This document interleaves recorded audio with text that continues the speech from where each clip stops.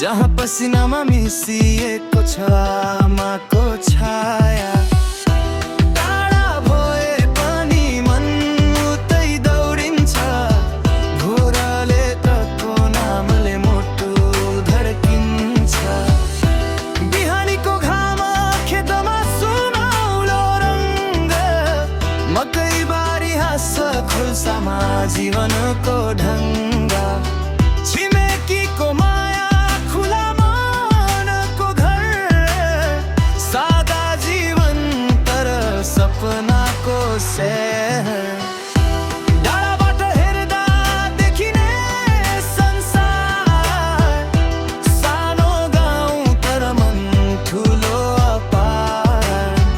गाईको घन्टी चरीको गीत, यिनै आवाजमा हुर्कियो मेरो रीत।